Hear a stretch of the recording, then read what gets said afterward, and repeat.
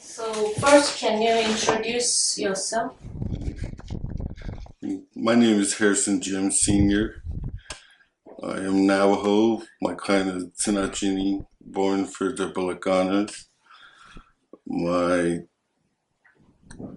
grandfathers are the Kia'anis, and the Anglos, my paternal grandparents. You live in Gallup. I was born and raised in Gallup. I lived in Gallup all my life. I am 52 years old.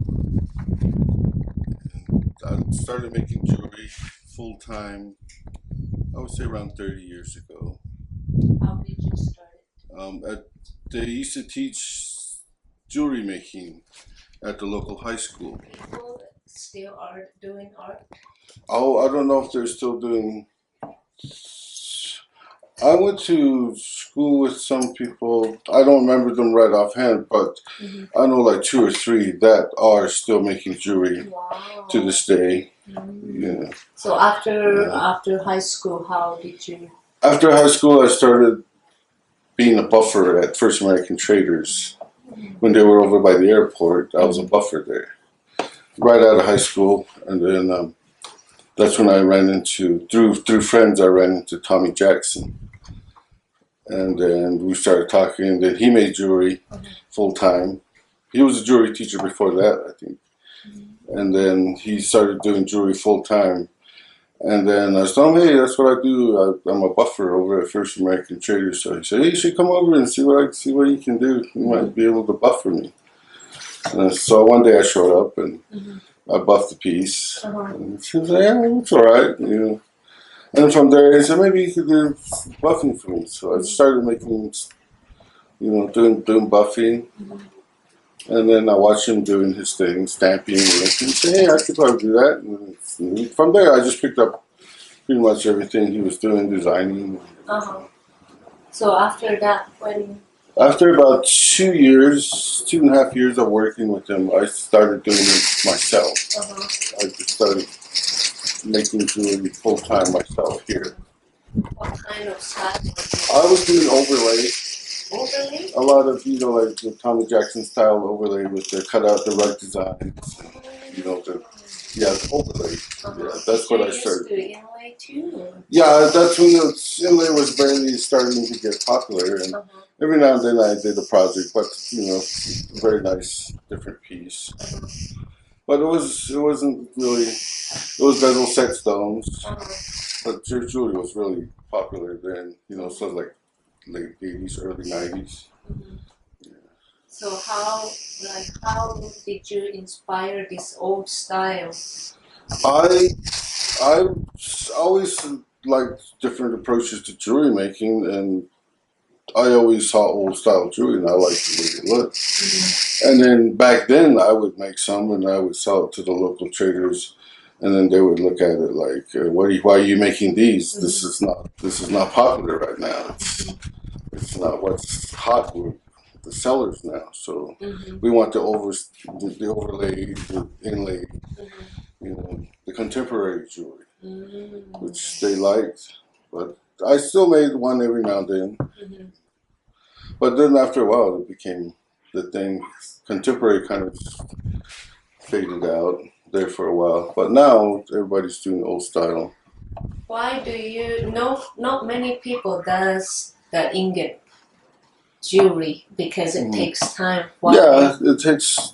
I like the way it feels when it's on the finished product. If you found an ingot piece and a store-bought silver piece, you will know the difference in the feel and all that. I would think.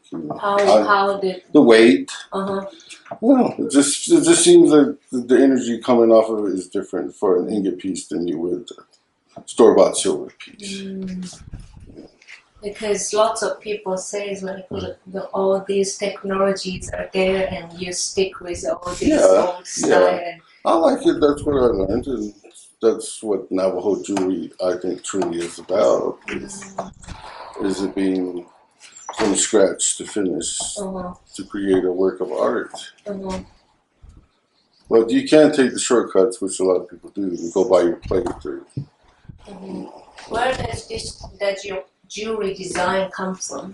it comes from just being nature. I like to look at things, even both what you see in nature and technology. You know, modern technology has a lot of designs in it that you can take this little piece off and make something, or just anything, pretty much. Yeah, Does any of your family does jewelry? long in the 70s, my uncles made these really cool. And my aunties, they did these really neat. I still try to find one here and there, but I have not yet. These shadow boxed dome bracelets that were chiseled through, and all the red coral and the sleeping beauty caps were set way in the back, but it's all hidden. I want to make a piece just from memory of what they used to make. I think that would be kind of neat. So just to be a silversmith was kind of like natural for you to. Yeah, we have family that's always done it. The grandfather I was talking about that lived across, he did it as a business. He was a silversmith then. And then the last I've heard, he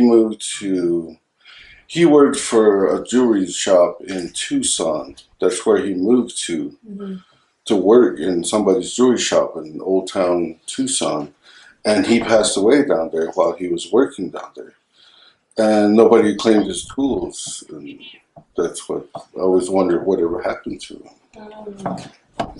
What kind of artists did you used to work with?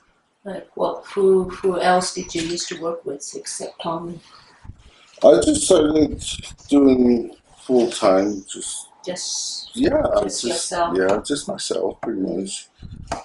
Yeah. But you know lots of artists. I know a lot of different people that make jewelry. Especially old style. Yeah. I was always inspired by my friend McKeith Terrell's artwork. He's like the ultimate. Yes. Yeah.